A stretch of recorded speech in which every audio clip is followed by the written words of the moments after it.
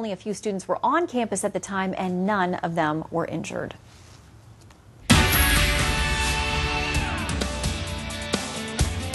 As Detroit teeters on the brink, some are calling on the federal government to step in and bail out the city. But others say it already did that once with the auto companies, and now it's up to the city to right itself. Joining us now for Fair and Balanced Debate are Ron Bonjean, former Chief of Staff to the Senate Republican Conference, and David Mercer, former Deputy National Finance Director for the Democratic National Committee. Welcome to you both. Thank you very much. And I suspect the two of you may have some agreement on this because there's a lot of hesitation for the federal government, which doesn't have its own house in order, to be giving money to anyone else, bailing anyone else out. Ron, do you think those calls will come? You know what? They're not really coming at all, and that's because the federal government is already working on its own finances. You know, they're going to be voting pretty soon on increasing their own debt ceiling and trying to get their own fiscal house in order, and it's unlikely that they're going to be, even if they wanted to, be able to really bail out Detroit.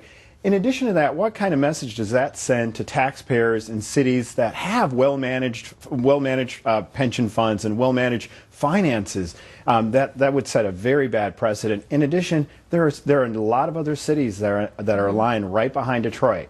All right, but David, there are a lot of other institutions, even if we're not talking about cities, that have gotten themselves into trouble, and the federal government has stepped in and helped. So how do they say no to Detroit in this case?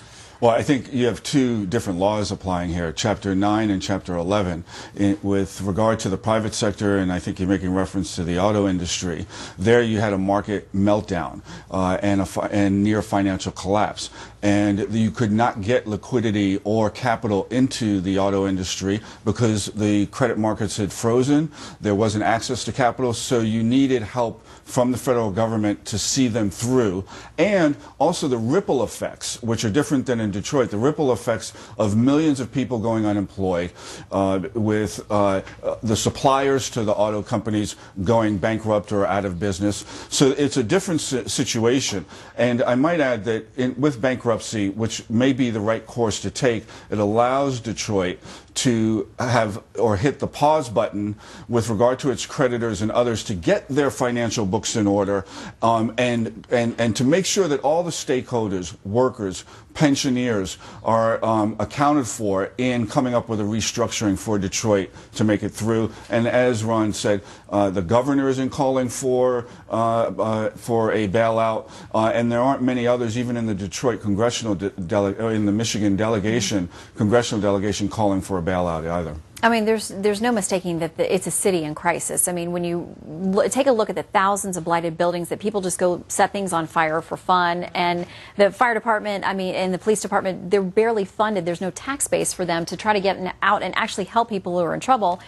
Kevin Orr was on Fox News Sunday today. He's the emergency manager there who made the decision to move ahead with filing for bankruptcy. He said they really had no other choice because it's 60 years of deferred action. So, Ron, how did Detroit get into this place, and are other cities you mentioned in danger of ending up in the same place? Yeah, I was about to say I'm impressed with the emergency manager here. I think he's doing a good job, but it's been a long time coming because you've had a manufacturing base that has drastically shrunk, which was the power behind Detroit. I mean, Detroit is such a massive land base. It fits in Chicago and Manhattan and all these other cities combined, actually. So I mean, what you have is a combination of mismanagements of how they structure deals with the unions over the pension funds and retiree funds, which is a little over half of what their bankruptcy issue is, about $19 billion.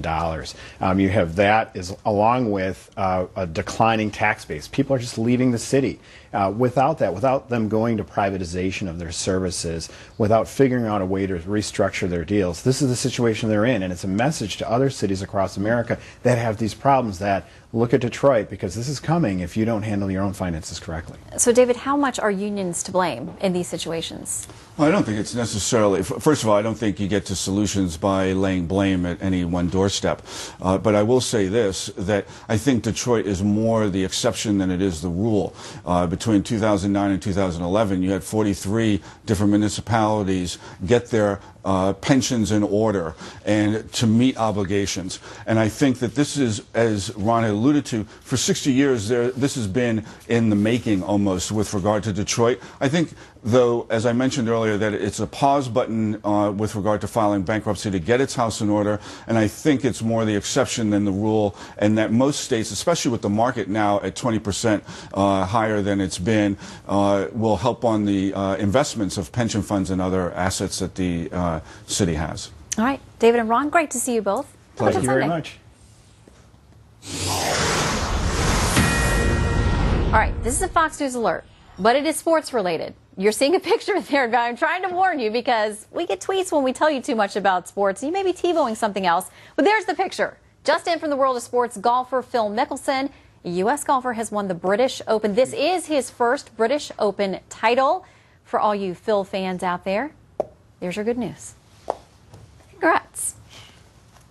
Well, the ground simply collapsed, forcing several neighbors to quickly evacuate. The cause of this scary scene, a massive sinkhole coming up. Plus, so many of us use it when we travel, but that free Wi-Fi in your hotel can actually be dangerous. Brenda Butner has the scoop right after the break.